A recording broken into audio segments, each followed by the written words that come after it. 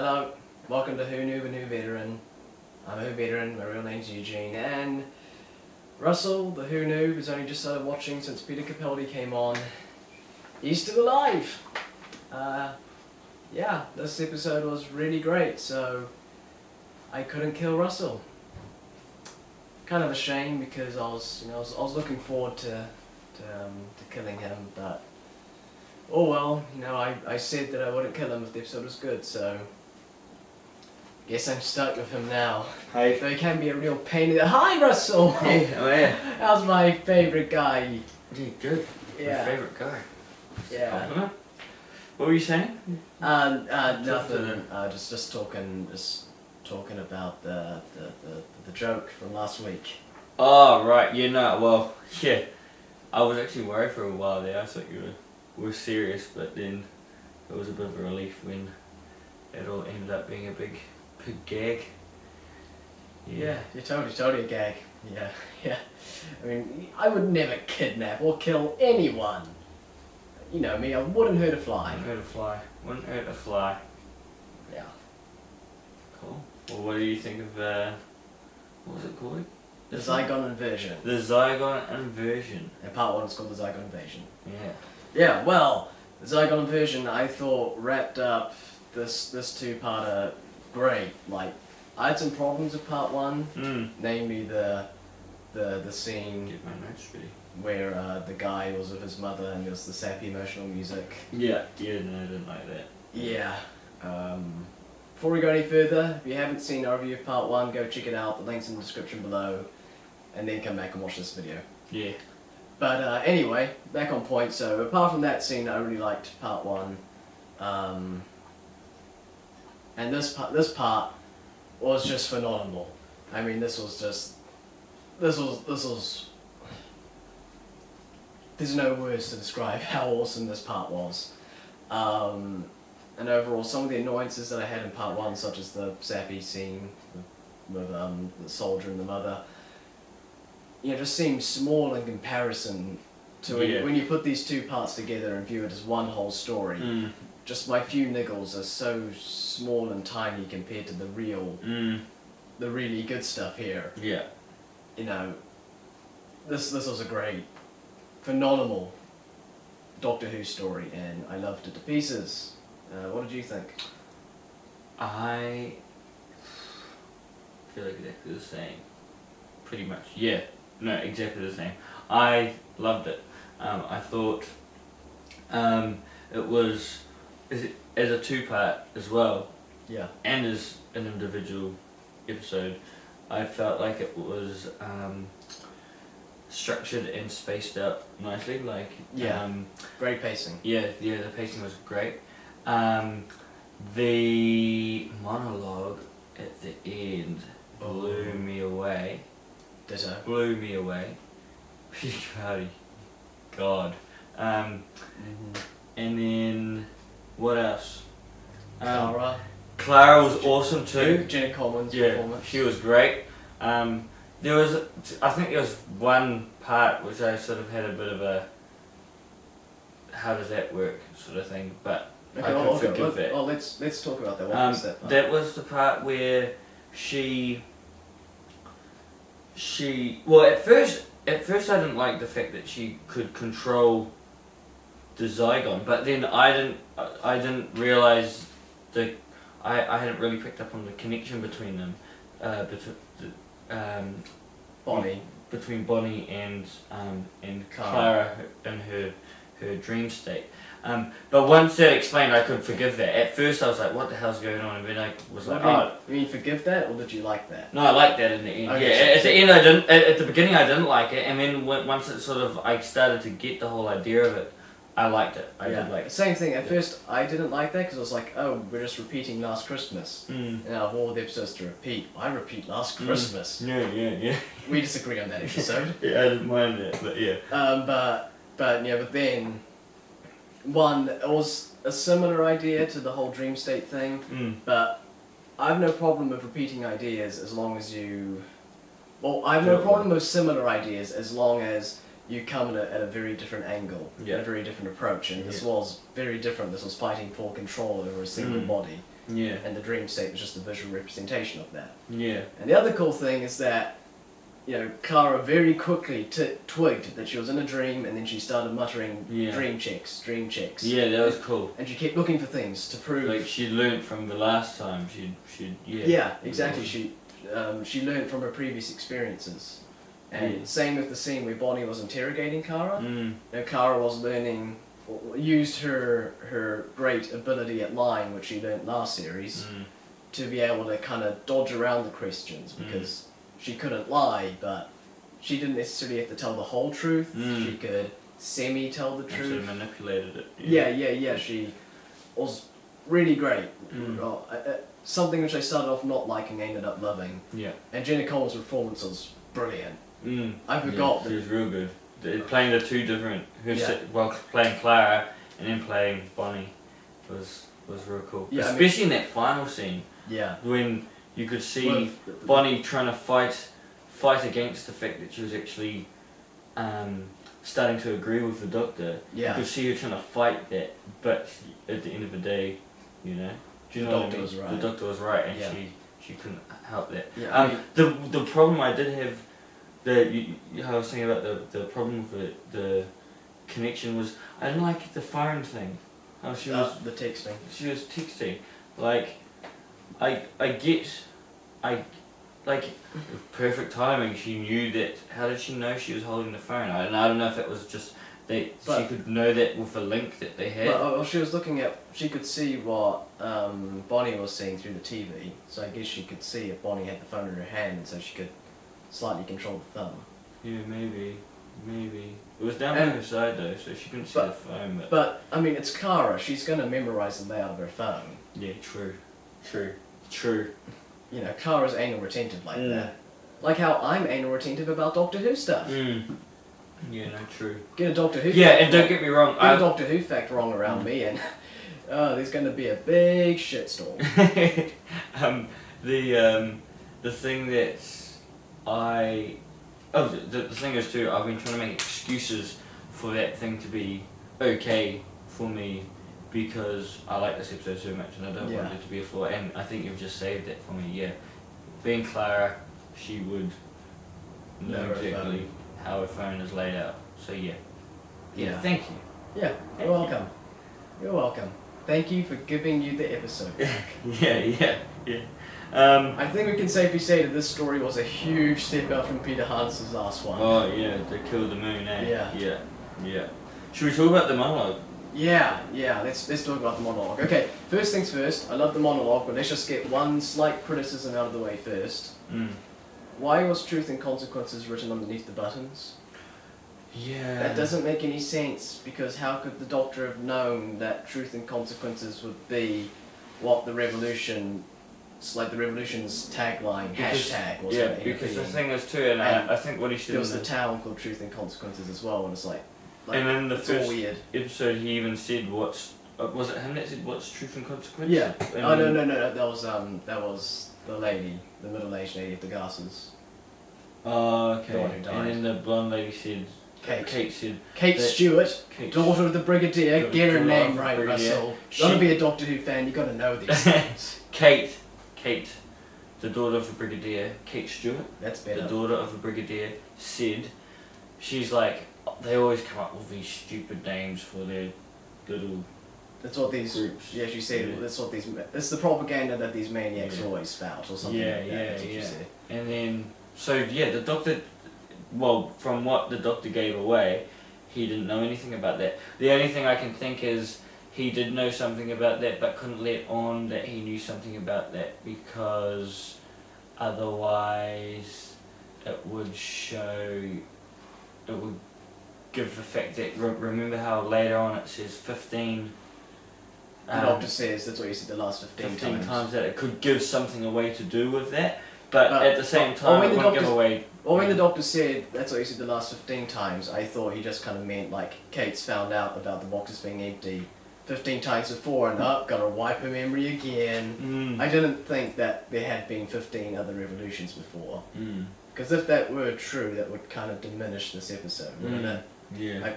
At least the way I'm gonna interpret it is that Kate's just found out 15 times before because, she's like very high up at unit. Yeah, so at the end of the day, I can forgive the truth or consequences thing because truth or consequences, it's a sort of vague enough terminology where I'm like, okay, since everything else about this episode was so awesome, I'm willing to just go with the fact that it's kind of a remarkable coincidence that the Doctor put down truth or consequences on the boxes, and that it also ended up being the town and like the tagline for the Rebel Zygons as well.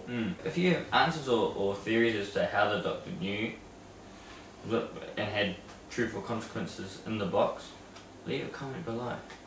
Or above, or to the side, or wherever it is on it YouTube in the future, because they're always changing it. Yeah. Yeah, good you said that. But yeah, I'm stunned we haven't said anything like that before. Yeah. Make comments. Yeah. And like and subscribe, but we're getting ahead of ourselves. Yeah. Yeah, the monologue was freaking awesome. Yeah. And Peter Capaldi's performance was wonderful, and it was great, and like the 12th Doctor, if I were to rank the 12 Doctors, the 12th Doctor would probably rank at about number 7, number 8 for me. After this monologue though, he's jumped up to number 4. Number 4. Yeah, Peter Capaldi's my 4th favourite Doctor now. So he's broken into my top 5 now, which... He's my favourite, but that's because he's... Your only my one and only. Yeah. My one and only. Of course he's your favourite. Yeah. I think he's, I thought the monologue was great, and I think it was well written, and the fact that they didn't bring the music in until the perfect moment. Yeah, Because, and we had a little problem with the last episode where the guy's talking to his mother and deciding whether to kill his mother or not, and the there's sappy music in the background through the whole thing. It's like the scene was written well enough to not have the sappy music at all, you know? Just, it was good.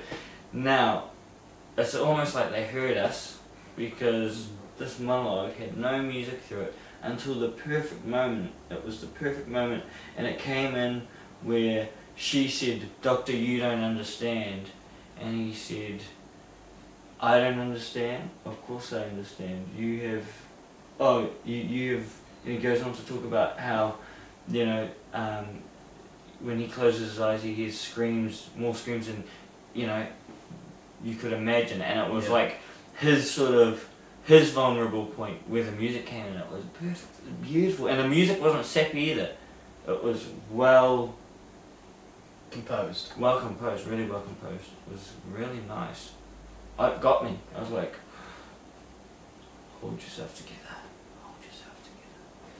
Damn it, Russell, you took all of the words out of my mouth. That's what I was about to say. Yeah. Damn it. Sorry, but yeah. Wait, stop the steady music.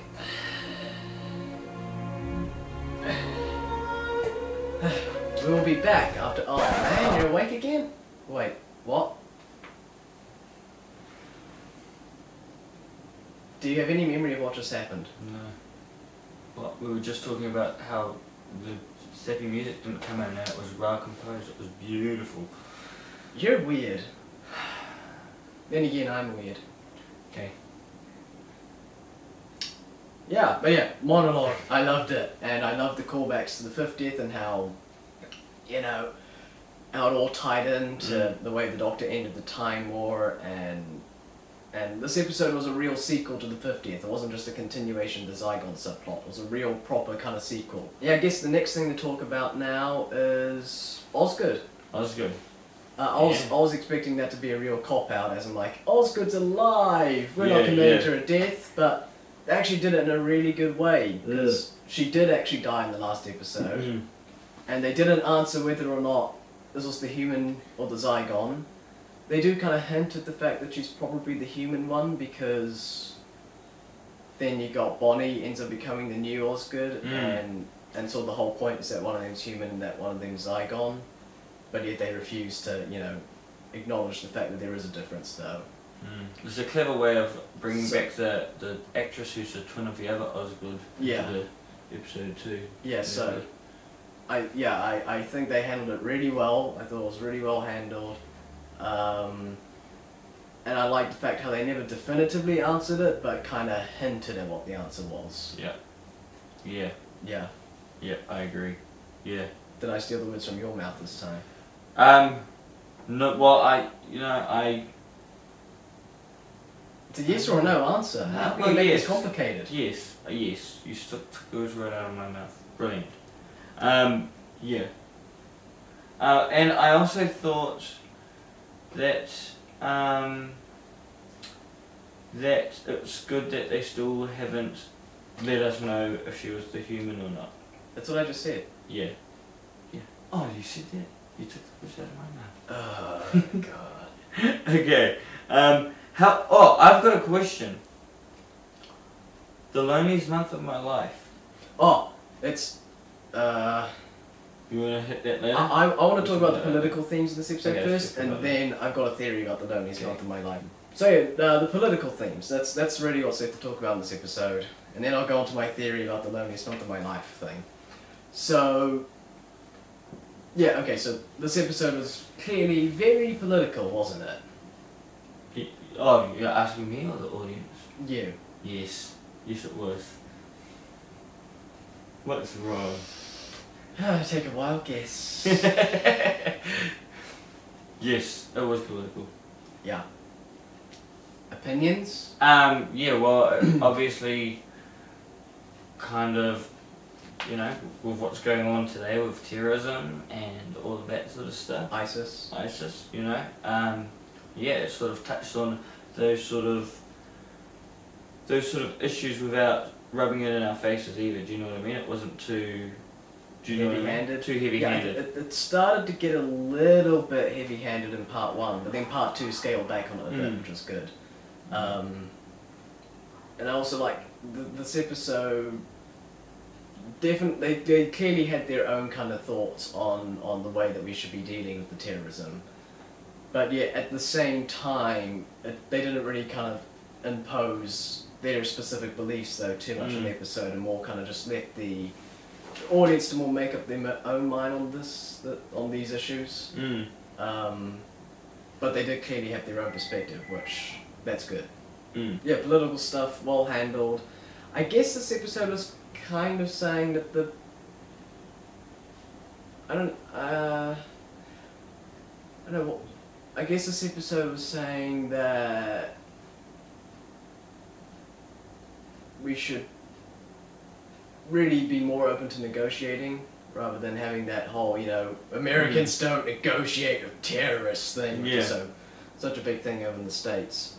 Which this episode is very pro-negotiation, which... And there was a line there that sort of supports that as well, where he says, I've written it down actually, why don't you do what you...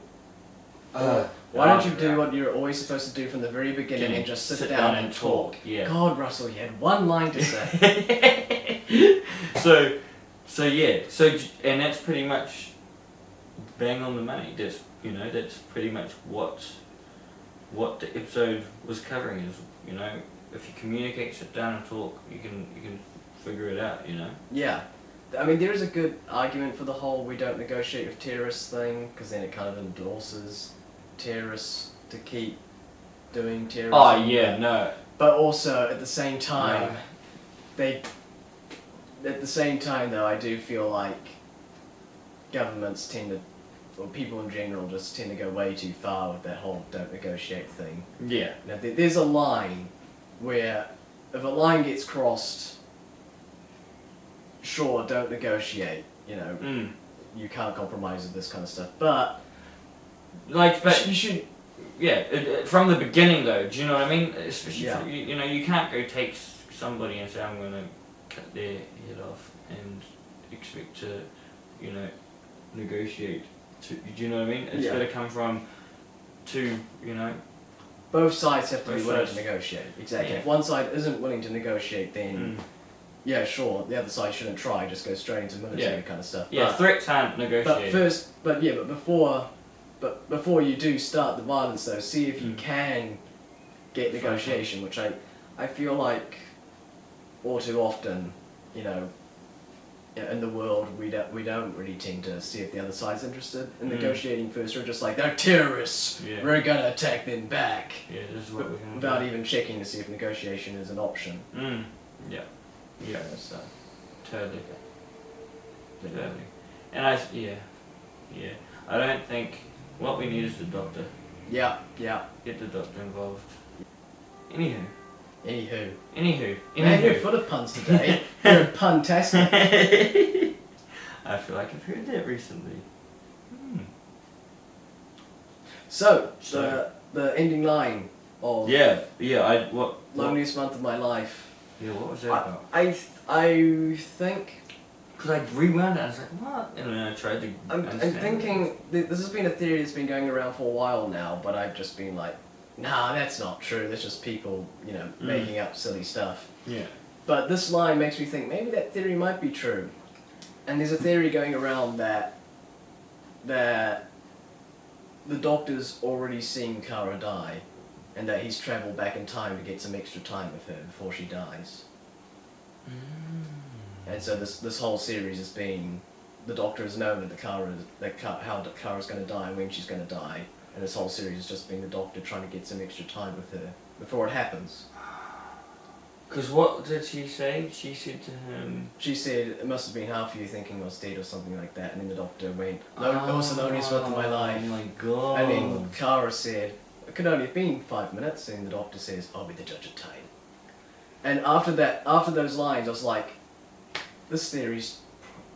That might actually be true, this theory. Because she might die and then he'll muck around for a month and he'll be like... I could travel back in time and get some extra time. I'm maybe slightly bending the rules of time, but I'll do it anyway. Yeah. And, yeah. Oh. Which could end up, when it comes around again, do you reckon he'll just let her die? Or do you reckon... Because that's going to be hard for him. Yeah, I don't know where it's going, but... This could be exciting. After this episode, I'm thinking that those theories might actually be true. Start coming, Yeah. Yeah. Wow. It'll be exciting if it does head that way. Yeah. If they execute it well, it could be brilliant. Yeah. Yeah. Be sad. Yeah. Yeah. And now we know that Peter Capaldi can pull anything off now. Yeah, we do. And that reminds me, on the subject of Kara maybe dying, one last closing thought. Death was back in this episode. Oh yeah. We had the middle-aged lady with the glasses. I can't remember her name. Attached to. Yeah, you do start getting attached to her over the course of part 1, and then she dies at the end of part 1. And she doesn't get brought back to life or anything, she legit just did. Died. Just a ball of hair on the ground. Yeah. And also the fact that she briefly had an appearance back in episode 1 as well, that lady, made it extra kind of shocking, because you're like, so they're building her up to be a recurring character? Nope. No. They just fooled you into thinking that her death was more of a shock, which, yeah. Good, death is back. And you had the Zygon who killed himself. Yeah, bit of suicide. Yeah, and you had of course the guy and his mother. The guy got killed. Back in part 1. Not sure that scene was a bit sappy, but did you think the suicide... we still got attached to him though, and still felt for him. Do you think the suicide was a bit unkid friendly? Well, I guess death in general is not very kid friendly. No, I think that's fine. No. Yeah. I mean, Doctor Who's hit suicide several times before, and Vincent and the Doctor, Waters of Mars. But overall, it was death in this episode, and that's good, because that's exactly what I said back in The Woman Who Lived. I said that we need some death again in the Zygon 2-parter, and we got it! Which means that the threat is real again. So, closing thoughts, Russell. Out of 10, what would you give this 2-parter as a whole? It's my favourite so far. Of this series, or this series? Both Series 9 and Series 8? I don't know, it's hard. I feel like I'd need to watch Flatline again. To really... Because, once you've given numbers, I know what numbers I've given them, but you forget how good they actually were if you haven't seen them for a while. But, in the scheme of this series so far, and how I've been voting, because I gave the last 2-parter with Macy Williams a 9, didn't I? That wasn't a 2-parter. The Woman Who Lived was a 1-parter. I gave the second part of it a 9, didn't I? Yeah, because part 1 that wasn't a 2-parter. People keep calling it a 2-parter. It wasn't. They're just connected, and they're just connected. Let's not go off on a Eugene rant. So I'm going to give this say 9.5. 9.5? 9.5. Cool. That's high. That is high. Yeah. I'm almost thinking 9 because I don't know if it's going to get better. I'm going to have nowhere to go with it if they get any better than this. Well, you give know it a what I 10. mean? You could give it a 10. Yeah, I know. Still a 10. I Big still, golden yeah, I 10. try to hold back on the 10. Yeah. But 9.5. Okay, and for me, oof. Well, I mean, there were a few little nitpicks like the truth or consequences thing, and also the sappy scene between the soldier and the mother back in part 1. But ultimately, in the grand scheme of things, I feel like those are kind of just nitpicks in comparison to everything this episode did right, and how awesome it was, and just the things it touched on, and the real feeling of threat there was throughout the episode. And screw it, I'm going to give it another perfect 10. Perfect 10? 10 out of 10. 2 stories in a row. I go 4 years without there being a Doctor Who episode which I think is worthy of a 10 out of 10, and now suddenly 2 in a row. Man. Well done. Good work, Doctor Who people. Yeah. Well done. This 2-parter was freaking awesome. Yeah, I mean, it's definitely the second part of it that bumped it up to that 9.5. If I have one small if there's one other complaint I could give it, it's that where was the Scarrison? I mean, it makes sense that the Scarrison wasn't in it, but couldn't we have had just like a throwaway line of dialogue referencing it? Scarrison, it's a thing from Terror of the Zygons, the first time the Zygons appeared.